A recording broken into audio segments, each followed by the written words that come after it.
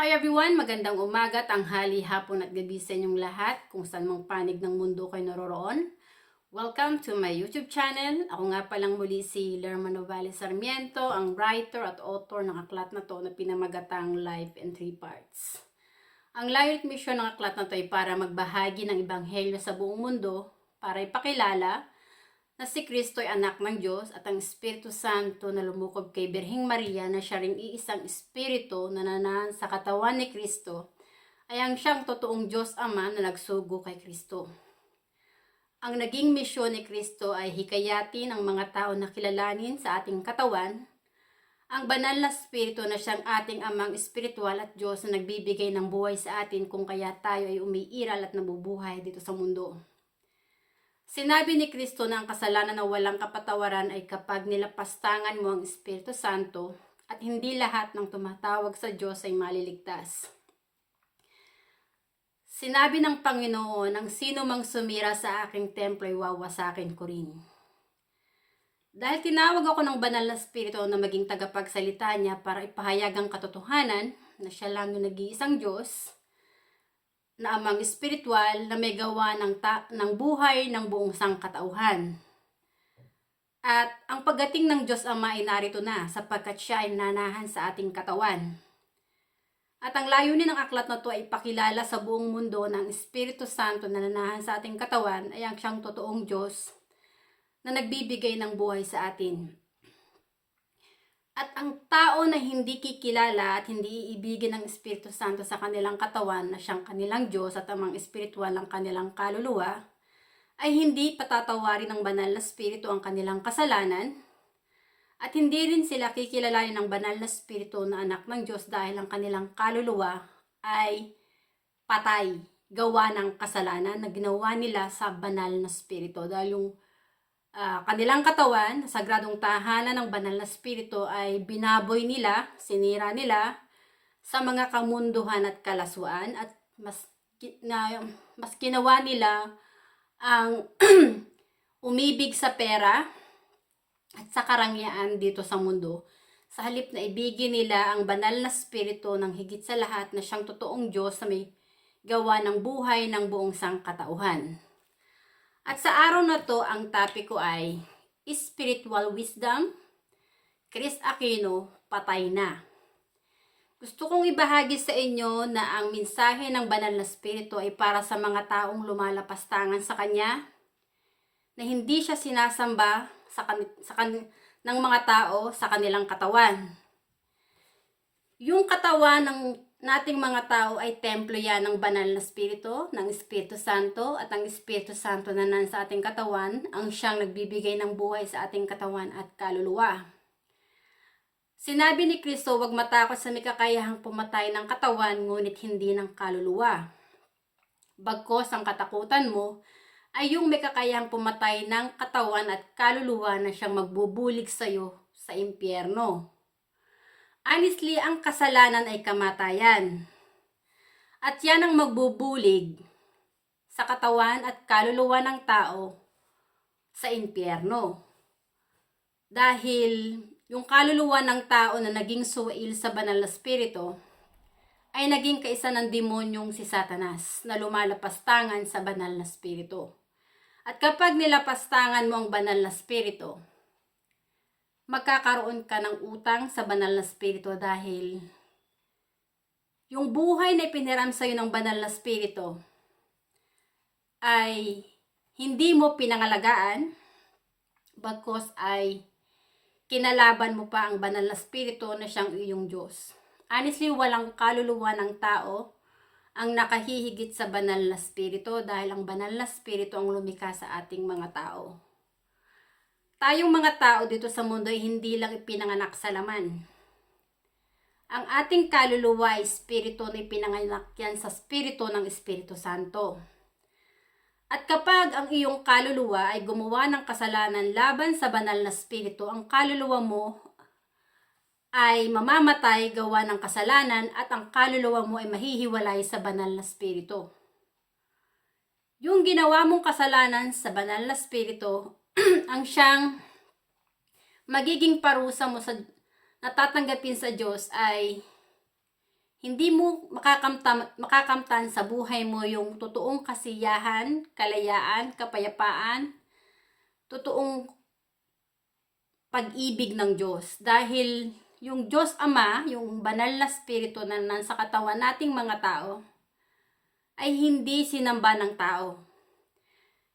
Gusto kong ibahagi sa inyo na yung kaluluwa ni Chris Aquino ay namatay gawa ng kasalanan na ginawa niya laban sa banal na spirito na siyang Diyos na may gawa ng kanyang katawan at kaluluwa. Even though buhay pa siya dito sa mundo, ang kaluluwa niya ay patay na gawa ng kasalanan na ginawa niya laban sa banal na spirito. At kung si Chris Aquino ay hindi magsisisi, hindi siya tatalikod sa paggawa ng masama, hindi siya magbabalik loob sa banal na spirito, para humingi ng kapatawaran sa banal na spirito, sa Espiritu Santo na siyang Diyos na may gawa ng kanyang buhay. Sa oras na bawiin ng banal na spirito ang buhay na ipinahiram kay Chris Aquino, mamamatay din yung katawan ni Chris Aquino. Gawa ng kasalanan, yung katawan at kaluluwa ni Chris Aquino ay magsasuffer sa impyerno. Honestly, ang impyerno ay lugar kung saan yung mga suwail na kaluluwa na hindi nagpupuri at hindi kumikilala sa banal na spirito na kanilang Diyos, ay doon natatapon at doon napupunta ang kanilang kaluluwa. Ang kasalanan ay kamatayan, kaya hinihikayat ni Kristo ang mga tao na magsisi, tumalikod sa paggawa ng masama at huwag nang gumawa ng kasalanan laban sa banal na spirito. Tayong mga tao, gumawa man tayo ng kasalanan sa kapwa natin, dahil parehas tayong tao, kayang patawarin ng tao ang kasalanan ng tao. Pero pag gumawa ka ng kasalanan sa banal na spirito, kailangan mong magsisi. Humingi ng kapatawaran sa banal na spirito para patawarin ka ng banal na spirito. Ang mga tao na nagmamataas at nagmamayabang sa banal na spirito, honestly, ang kanilang kaluluwa ay mamamatay, gawa ng kasalanan. Kaya sinabi ni Kristo, "Where I go, you cannot go. You will die with your sin." Kasi nga ang kasalanan ay kamatayan. Yan ang maghihiwalay sa kaluluwa mo sa banal na spirito para ang kaluluwa mo ay hindi makapasok sa langit. Ang Espiritu Santo, kapag hindi mo yan sinamba, na siyang iyong Diyos na may gawa ng iyong buhay, hindi mo makakamtan ng totoong kaginhawahan, kasiyahan at kapayapaan dito sa mundo. Dahil yung kaluluwa mo nasa kadiliman.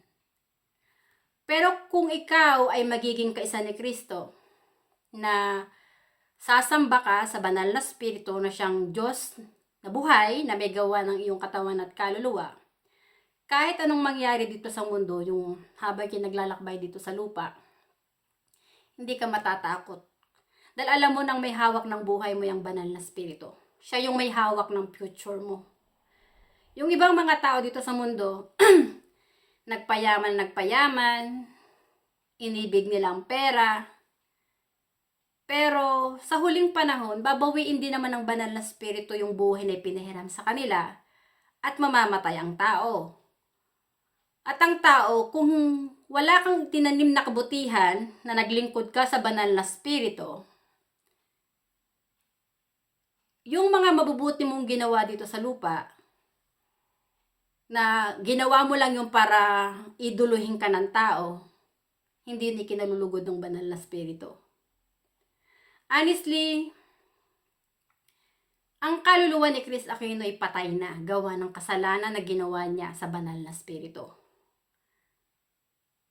Maraming mga tawang sarado ang utak na hindi nila nakikita ang katotohanan na ang Espiritu Santo ang Diyos na may gawa ng buhay nila. Dahil hindi sila naging bukas ang kanilang kaisipan at hindi talaga nila naintindihan kung bakit si Kristo nagsasalita patungkol sa banal na spirito. Na sinabi ni Kristo na templo ng Espiritu Santo ang katawan ng tao at ang tao hindi nabubuhay dahil sa tinapay lamang. Honestly, ang katawan na walang espiritu ay patay. Ang naghihiwalay sa banal na spirito para hindi makapasok yung kaluluwa mo sa langit ay ang kasalanan na ginawa mo sa banal na spirito na siyang iyong Diyos na nananaan sa katawan mo. Yung babuyin mo sa kalaswaan, kamunduhan, pakikiapid, pagbebenta ng aliw, yung panghahalay mo sa kapwa mo, pangangagaw ng asawa, pagkabit sa hindi mo asawa ng may asawa, wala yang kapatawaran sa banal na spirito. Dahil yung sagradong tahanan ng Diyos, ng banal na spirito, ay winasak mo sa kamunduhan at kalaswaan. Kaya hinihikayat ni Kristo ang mga tao na mag-repent, na tumalikod sa paggawa ng kasalanan para kung lumisan man ang kaluluwa ng tao dito sa mundo, yung kanilang kaluluwa ay maligtas na wag mamatay gawa ng kasalanan. At kung humarap na ang kanilang kaluluwa sa banal na spirito na siyang totoong Diyos, Ama ng kaluluwa natin, magiging handa ang kaluluwa ng tao na naniwala kay Kristo, na umibig sa banal na spirito at naging kaisa ni Kristo sa toong iglesia ng Diyos. Ng Espiritu Santo lang ang kinikilala nilang ang spiritual at Diyos na nagbibigay ng buhay sa sarili nila. Honestly, maraming mga bulaang propeta nagkalat dito sa mundo, pero hindi nila ipinapahayag at pinakikita ang katotohanan sa mga aral ni Kristo, na yung katawan ni Kristo ay sagradong tahanan din ng banal na spirito, kung kaya si Kristo ay nagsasalita patungkol sa banal na spirito. At ang karunungan at mga salita ni Kristo ay hindi nagmula kay Kristo, kundi mismong sa banal na spirito na siyang Diyos Ama, na nagsugo kay Kristo para magbinyag si Kristo sa pangalan ng banal na spirito, para ang kaluluwa ng tao ay muling ipanganak sa spirito at maging kaisa ni Kristo, na nagpupuri, sumasampalataya at umiibig sa banal na spirito. Honestly, hindi ka maliligtas ng mga rebolto, santo-santuhan at Diyos-Diyosa na dinala ni Ferdinand Magellan, na siyang bula ang propeta ng relihiyon ng Romano Katoliko. Tanging ang banal na Espiritu Santo lang na nananahan sa katawan natin, na siyang totoong Ama ni Kristo na nagsugo kay Kristo, ang tutulong sa atin para maligtas yung ating kaluluwa. Kung paniniwala natin si Kristo na templo ng Espiritu Santo ang ating katawan. At katulad ni Kristo, inibig, sinamba at natin at nagpuri tayo sa banal na spirito na nananahan sa ating katawan, dahil yung ating katawan ang totoong tahanan ng Diyos, hindi yung mga kung ano-anong mga building ng kung ano-anong relihiyon. Honestly, walang relihiyon dito sa mundo na makakapagligtas sa kaluluwa mo. Kung hindi ka nagkaroon ng relasyon, ang kaluluwa mo, ang puso mo at isipan mo, sa banal na spirito na siyang iyong Diyos na nagbibigay ng buhay sa iyo. Tanging si Kristo lang ang daan, buhay, liwanag at katotohanan para maging kaisa ka ni Kristo sa toong iglesia ng Diyos.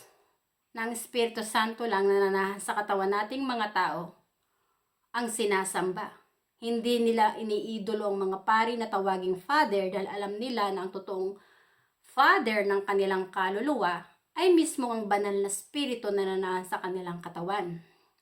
Kaya ako nagsasalita patungkol sa banal na spirito ay dahil tinanggap ko kay Kristo, kay Kristo, na ang banal na spirito na nananahan sa katawan niya, siya ring isang espiritu na nananahan sa aking katawan, na siyang tumawag sa akin para gawin ang aklat na to, para ipakilala na siya lang nag-iisang Holy Father na dapat nating kilalanin, sambahin at purihin. Ang banal na spirito ang siyang may hawak ng buhay ng buong sangkatawan. At ang gumawa ka ng kasalanan laban sa banal na spirito ay kalapastanganan yun sa Diyos Ama ng iyong kaluluwa. Kaya maraming kaluluwa ang nasasadlak ang kanilang kaluluwa sa impyerno, dahil mas pinili nilang mamuhay ng may kataasan at kayabangan sa banal na spirito. Honestly, yung mga kayamanan ni Chris Aquino, unti-unti na yung nawawala ng halaga, dahil yung kanyang sakit hindi mapagaling ng pera. Hindi siya mapagaling ng doktor, hindi siya mapagaling ng mga gamot. Sinabi nga ng Panginoon, ang sino mang sumira sa aking templo ay wawasakin ko rin.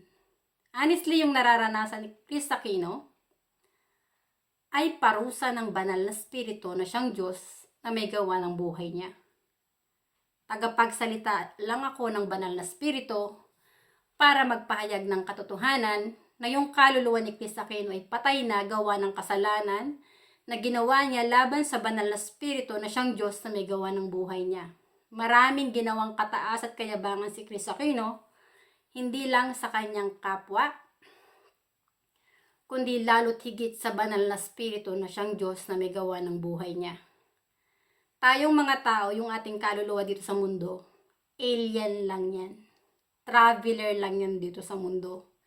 Yung ating kaluluwa ay spirito yan na siyang kawangis ng Diyos, na siyang buhay, na ipinagkaloob sa atin ng banal na spirito. Na binigyan lang tayo ng pagkakataon para maglakbay dito sa mundo ng pansamantala.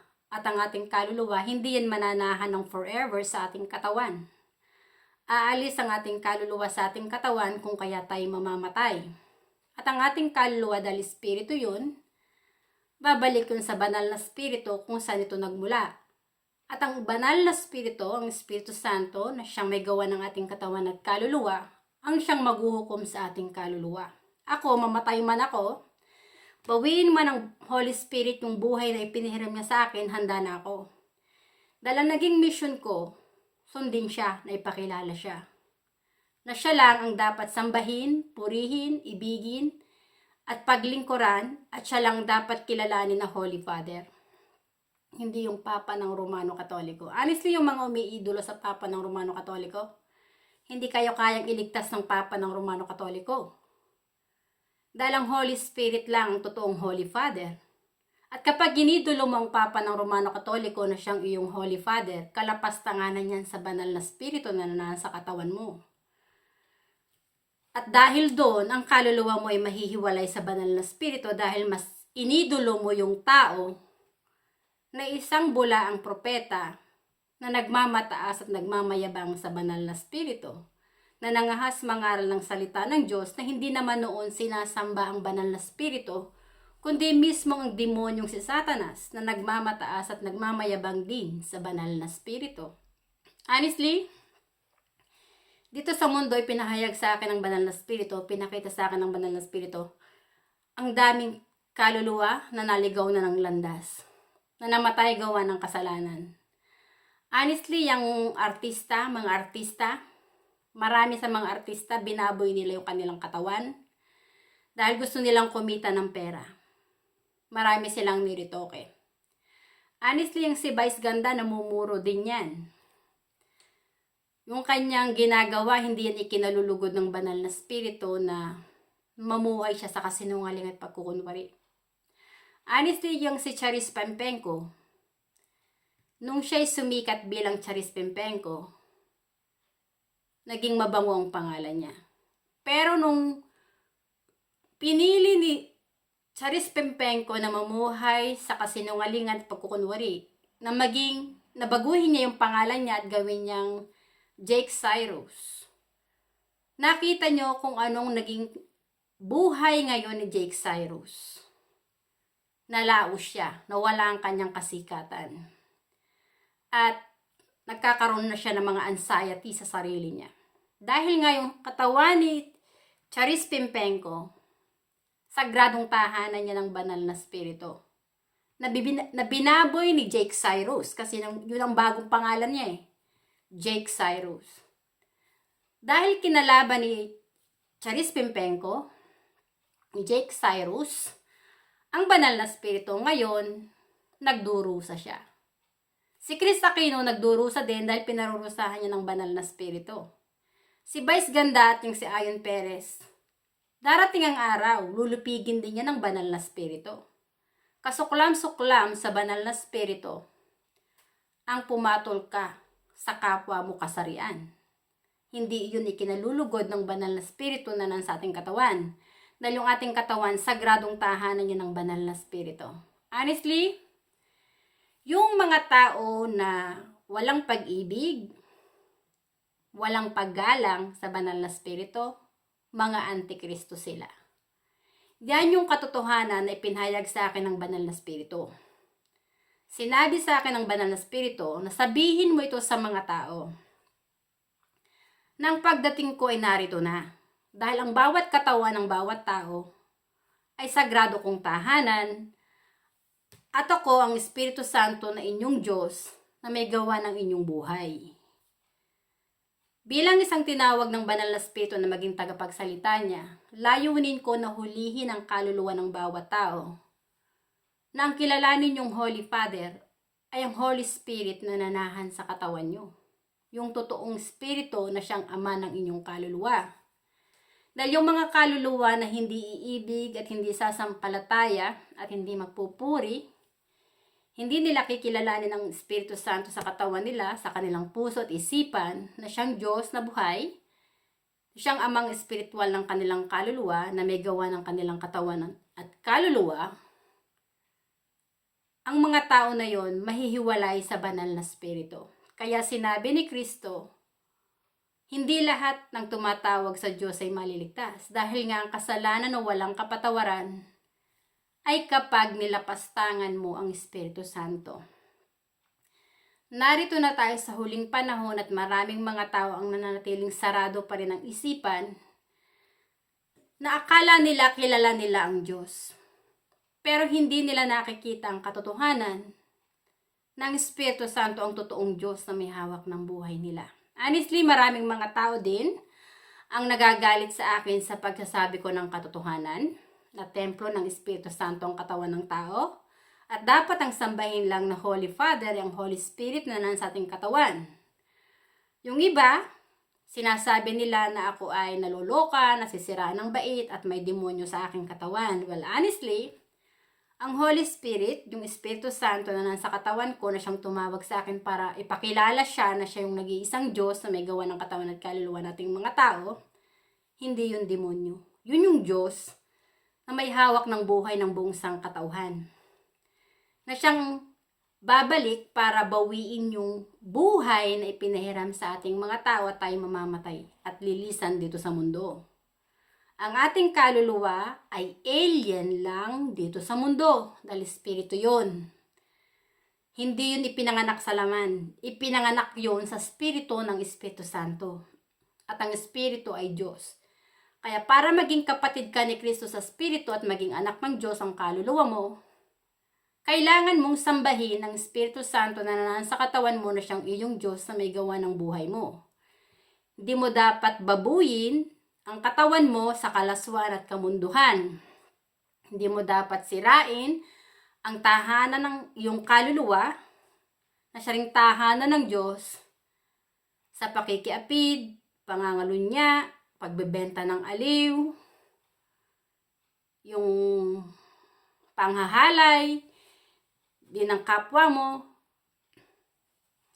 yung nakawin mo yung laman loob ng iyong kapwa, napapatayin mo yung kapwa mo para pagkakitaan mo yung mga organs ng kapwa mo.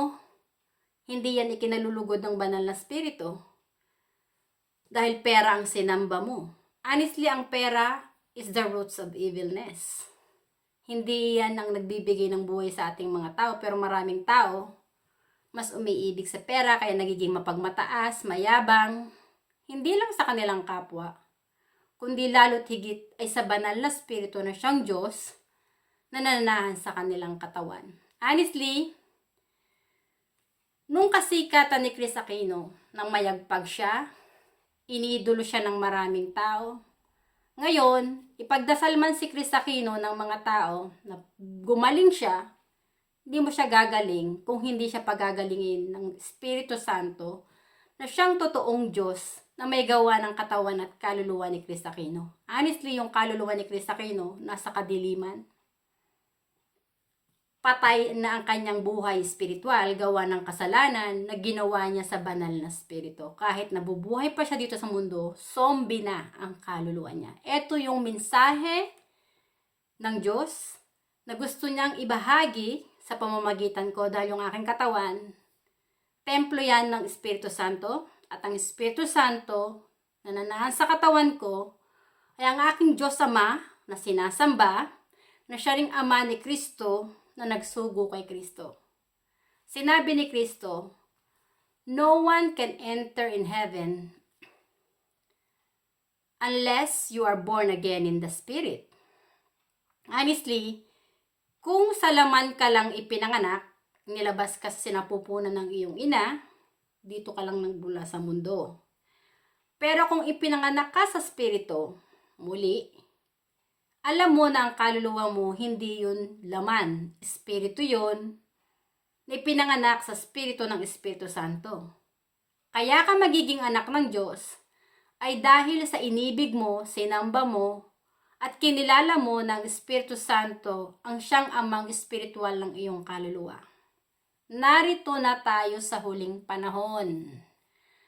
Maraming tao ang hindi sumasamba sa Espiritu Santo dahil mas sumasamba sila sa mga rebolto, santo-santuhan at Diyos-Diyosan ng mga bulaang propeta na dinala ni Ferdinand Magellan sa ating bansa, which is hindi iyan ikinalulugod ng Diyos Ama, ng Espiritu Santo.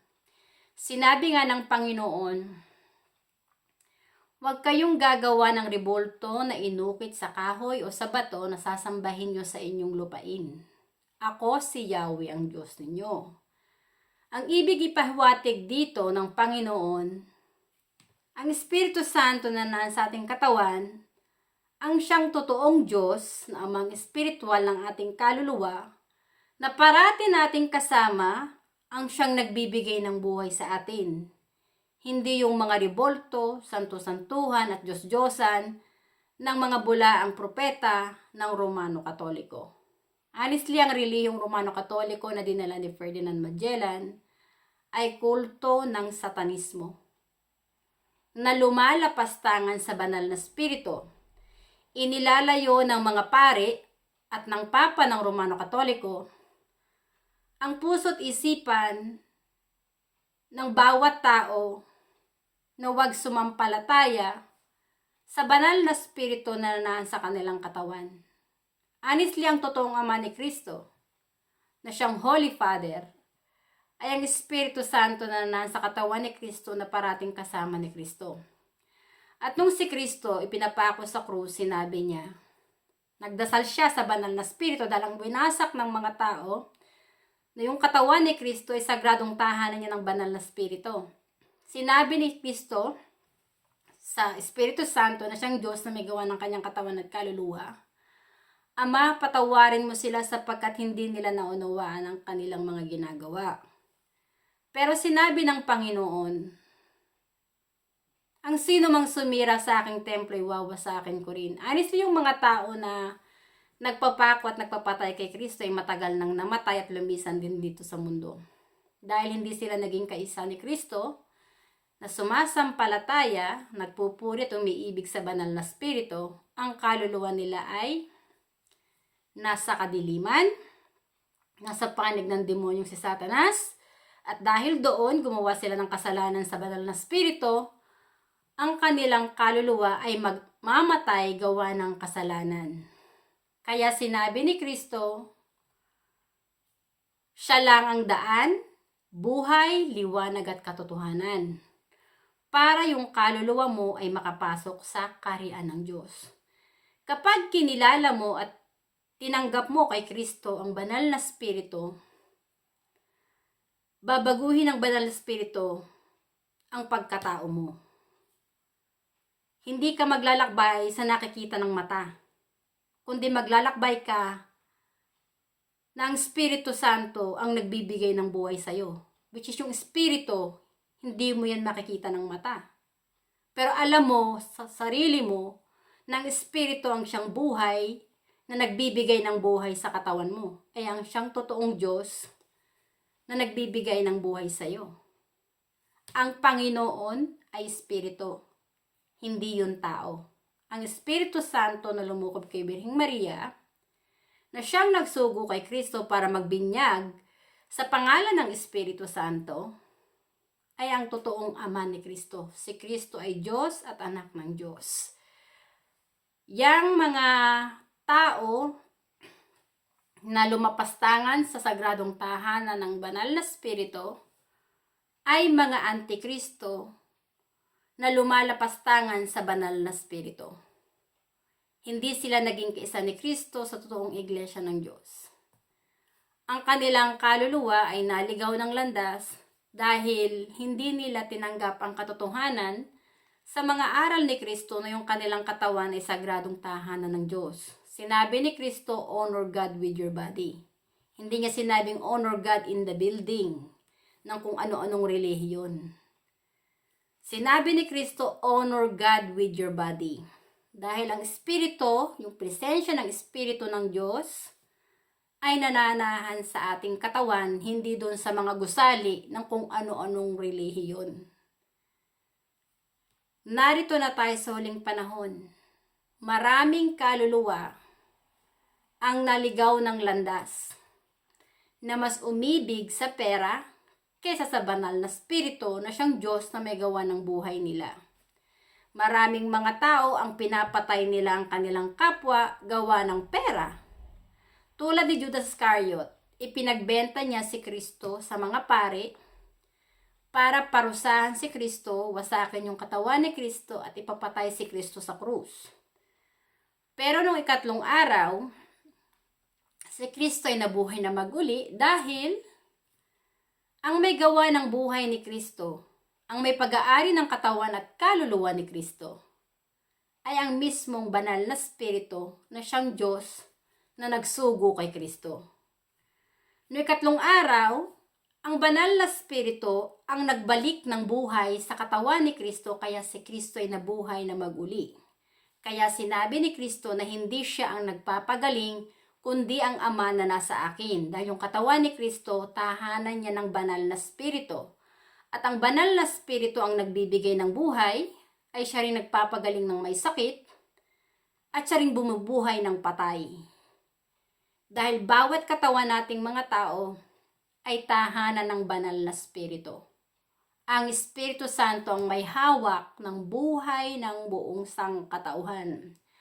Honestly, ang mensahe ko, na sinabi ko na si Chris Aquino ay patay na, ang ibig kong ipahiwatig dito, na gustong ipahiwatig ng banal na spirito na nasa aking katawan, namatay na ang kaluluwa ni Chris Aquino, gawa ng mga kasalanan na ginawa niya laban sa banal na spirito, na siyang Diyos na may gawa ng kanyang buhay. Ngayon, kung si Chris Aquino ay hindi magsisisi hanggat naririto pa siya sa lupa, ang kaluluwa niya ay mananatili sa kadiliman at mamamatay yon gawa ng kasalanan na ginawa niya laban sa Espiritu Santo. So pag namatay si Chris Aquino ng tuluyan, namatay na yung kanyang katawan dahil wala ng espiritu yung katawan niya, ang kaluluwa niya, gawa ng kasalanan na ginawa niya sa banal na espiritu na siyang Diyos na may gawa ng buhay niya, patay na rin. Kaya sinabi ni Kristo, huwag matakot sa may kakayahang pumatay ng katawan, ngunit hindi ng kaluluwa. Dahil ang kaluluwa natin, ang buhay natin, ay alien lang dito sa mundo, traveler lang yan dito sa mundo, at yun ang babalik sa Diyos Ama para humarap sa paghuhukom. Ang layunin ni Kristo ay hulihin ang bawat kaluluwa na liligaw ng landas, na magbalik loob sa banal na spirito para patawarin ng banal na spirito ng Espiritu Santo ang kasalanan ng mga tao na to, at nang sa gayon ang kanilang kaluluwa ay malinis, na huwag mamatay gawa ng kasalanan. Honestly, ang kasalanan ay kamatayan, at yan ang pumapatay sa katawan at kaluluwa ng buong sangkatauhan, para magdusa ang kaluluwa ng tao sa impyerno.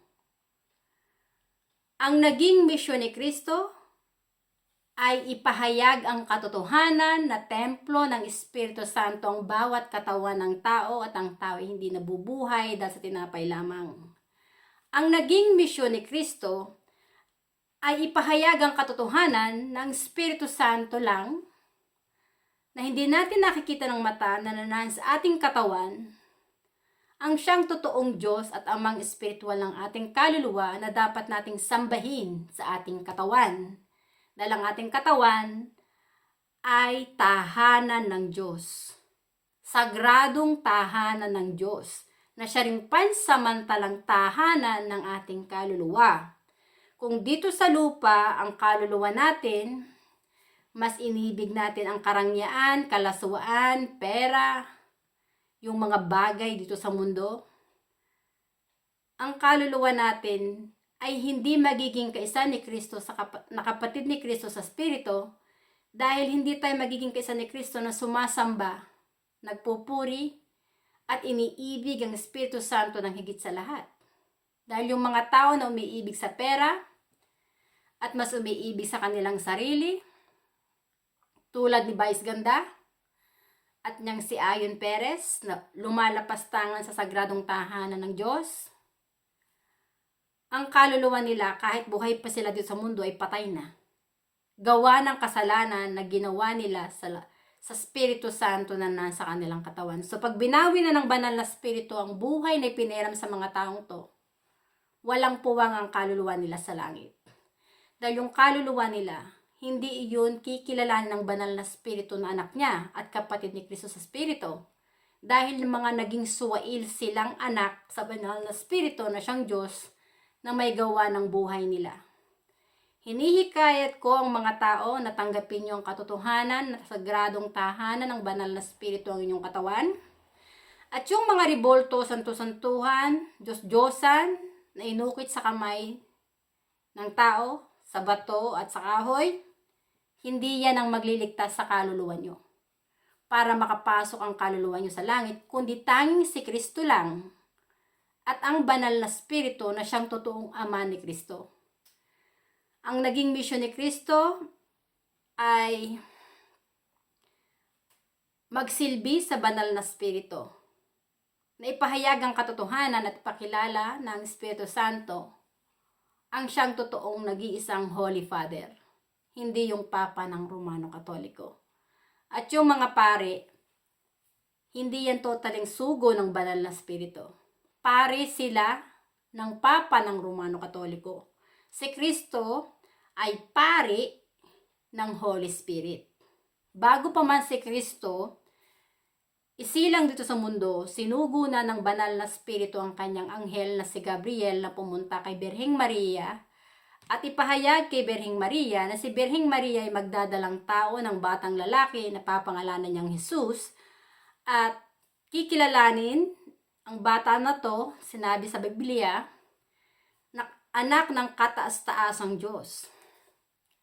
Si Kristo ay anak at bugtong na anak ng Espiritu Santo na lumukob kay Birheng Maria. Sinabi ni Kristo, kung nakikilala niyo ako, kilala niyo rin ang aking Ama. At ngayon nga, ay nakita niyo na siya.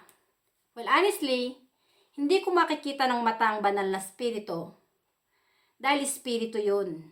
Pero sa mga salita at aral ni Kristo, nakita ko ang katotohanan na kaya ako umiiral dito ay dahil sa presensya ng Espiritu Santo. Ipinahayag sa akin ng banal na Espiritu na siyang may hawak ng buhay ko, na siya yung Diyos Ama ng aking kaluluwa. Kaya tinawag niya ako para gawin ang aklat na to para magpahayag ng katotohanan. Honestly, yung patungkol sa politika, ipinahayag din sa akin ng banal na Espiritu na yung si Juan Ponce Enrile isang bastardo, tarantado na lumalapastangan sa kanya. Marami din yung mga babae sa buhay niya, which is yung asawa niya, I think, Christina, at ang pangalan yata ng asawa ni Juan Ponce Enrile. Siya mismo ang nagsasabi na si Juan Ponce Enrile ay babaero. Maraming naging babae yan. At si Juan Ponce Enrile, yung kinakasama niyang si Gigi Reyes, Attorney Gigi Reyes, kabit niya yun. Kumabit si Enrile doon kay Gigi Reyes. Pati sa mga babaeng nagdaan sa buhay niya, ilang babae ang kanyang naging babae sa buhay niya. Honestly, si Juan Ponce Enrile ay walang moral compass. Wala siyang, hindi siya na-guide ng Holy Spirit. Ang nasa puso niya ay ang demonyong si Satanas na bumababoy sa sagradong tahanan ng Espiritu Santo. Kaya si Enrile, hindi siya mabuting leader. Bukod sa babaero, si Enrile, magnanakaw si Juan Ponce Enrile, traidor ang puso niya, at may puso siya ng sa ahas. Marami siyang ginawang katarantaduhan sa politika sa ating bansa. Yung sirain niya ang pangalan ni dating late President Ferdinand Marcos, nahusgahan niya na si dating late President Ferdinand Marcos ay diktador at magnanakaw, wala yang kapatawaran sa banal na spirito. Alam ng banal na spirito kung anong niloloob ng bawat puso ng bawat tao.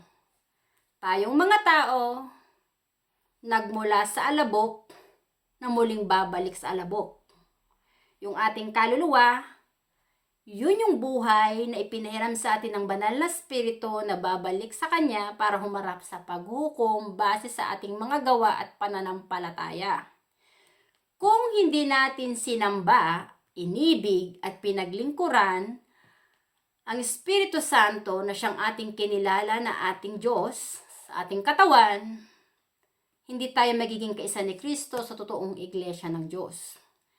Tanging yung mga naging kaisa ni Kristo na sumasampalataya, umiibig at nagpupuri sa banal na spirito, ang siya lang patatawarin ng banal na spirito at kikilalanin ng banal na spirito na anak niya at kapatid ni Kristo sa spirito. Sila lang yung makakapasok sa kaharian ng Diyos Ama dahil sila yung babasbasa ng banal na spirito, yung kanilang kaluluwa na anak ng Diyos. Pero yung mga kaluluwang suwail na lumalapastangan sa banal na spirito, binababo yung kanyang sagradong tahanan, sila yung nasa panig ng demonyong si Satanas, ng kaluluwa nila ay doon mapupunta sa impyerno. Totoong may langit at impyerno.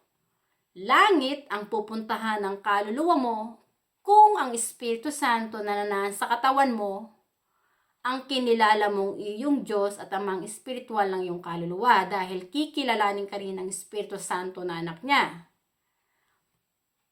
Impyerno ang pupuntahan ng kaluluwa mo kapag inidulo mo ang Papa ng Romano Katoliko na siyang Holy Father ng kaluluwa mo. Dahil ang kaluluwa mo, hindi yun kikilalanin ng Espiritu Santo na anak niya, kundi anak ng demonyong si Satanas na lumalapastangan sa kanya. Ang Papa ng Romano Katoliko ay isang antikristo at bulaang propeta. Mag-repent na kayo. Tanggapin niyo ang katotohanan sa mga aral ni Kristo na sagradong tahanan ng banal na spirito inyong katawan. At tanging ang Espiritu Santo lang ang dapat niyong sambahin, purihin at ibigin ng higit sa lahat na inyong Diyos na buhay na may gawa ng inyong katawan at kaluluwa para ang kaluluwa niyo ay maligtas at makapasok sa langit. Maraming salamat sa inyong pakikinig at hanggang sa muli. Bye! Thank you!